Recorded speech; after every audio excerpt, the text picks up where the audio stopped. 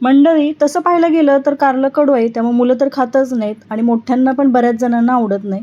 आता औषधी गुणधर्म भरपूर आहेत, त्यामुळे कारलं थोड्या प्रमाणात खाल्लं जातं. आज थोडंसं वेगळ्या पद्धतीने बनवते आणि बनवण्याची पद्धत सोपी, थोडीशी जुनी पारंपरिक पद्धत आहे. एकदा या पद्धतीने बनवा, जरूर नेहमी त्याच पद्धतीने तुम्ही बनवून खाल. कारली स्वच्छ धुवून घेतलीत आणि तुम्हाला जशा आकारात ते चिरून घ्यायचे आहेत ना, तशी कट करून घ्या. कारल्याची भाजी बनवत असताना बिया साईडला काढायच्या आहेत. बिया अजिबात घ्यायच्या नाहीत, बियामुळे जास्तच कडवट लागतं. आणि बिया काढलेल्या आहेत आणि अशा पद्धतीने कारलं कट करून घेतलेलं आहे. त्याचा कडवटपणा कमी करण्यासाठी थोडंसं मिठाच्या पाण्यात साईडला ठेवायचं. अर्धा तास 10-15 मिनटं ठेवलं तरी चालेल. घाई गडबड असेल तर मिठाच्या पाण्यातनं थोडंसं हाताने छान असं चोळून घ्यायचं. अशा पद्धतीने बघा मिठाच्या पाण्यामध्ये मिक्स करून घ्यायचं आणि लगेच बनवायला घेतलं तरी चालेल. वेळ असेल तर अर्धा तास साईडला ठेवा, त्याचा कडवटपणा कमी होतो. आता घाई गडबड होती त्यामुळे लगेच बनवायला घेतले. कढई ठेवली, त्यामध्ये 1 चमचा तेल घालायचं. फोडणीमध्ये फक्त जिरे मोहरी घातलेली आहे, थोडा लसूण घालायचा. वेगळे जास्तीचे मसाले यामध्ये काहीही घालत नाही. तेल गरम झालं, मोहरी घातली. मोहरी छान अशी तडतडली की जिरे घातले आणि लसूण बघा मी भरपूर घातलेला आहे. 10 ते 15 लसणाच्या पाकळ्या मोठ्याच कुटून घेतलेल्या ना, त्या इथं तेलामध्ये परतून घ्यायचं. लसणाच्या खमंग फोडणीतलं हे कारलं चवीला छान लागतं. नेहमीच मसाले घालून बनवलं की त्याच मसाल्याची चव येते, कारल्याची चव साईडलाच राहते. एकदा तर या पद्धतीने मैत्रिणींनो बनवा. लसूण हलकासा ब्राऊन होतोय तोपर्यंत अर्धा चमचा हळद घातली, 2 चमचे कांदा लसूण मसाला घातला. कांदा लसूण मसाला घातल्यानंतर थोडंसं मिक्स करून घेते बघा.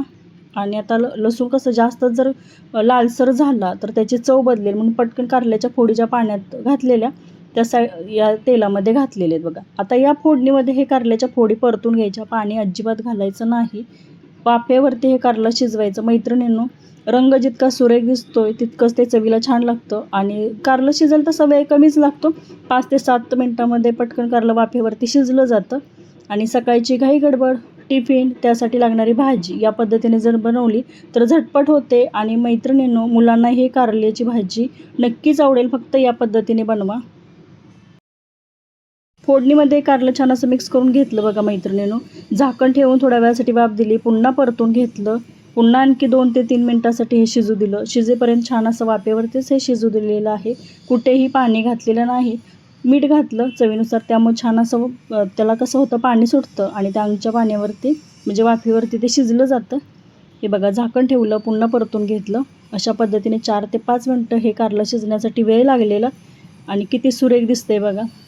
झटपट होणारी ही कमी मसाल्यात, म्हणजे मसाले घातलेच नाहीत, हळदी, मीठ आणि लसूण तिखटातलं हे कारलं एकदा या पद्धतीने झटपट बनवा. आवडत असेल तर थोडीशी चिंचेचं पाणी घालायचं किंवा थोडासा त्यामध्ये गूळ ॲड करायचा. आंबट गोड तिखट चवीचं छान लागतं. चिंच इथे स्किप केले कारण मुलांना नाही आवडत, त्यामुळे इथे फक्त गुळाचा थोडासा 1 चमचा गूळ त्यामध्ये घातला. पुन्हा छान असं मिक्स करून घेतलं. गूळ सर्वात शेवटी घातलेला आहे बघा. आणि गूळ घातल्यानंतर थोडंसं मिक्स करून घेतलं, म्हणजे गूळ छान असा विरघळला की त्या कारल्याच्या फोडीमध्ये मिक्स व्हावा इथपर्यंत छान असं परतून घेतलं.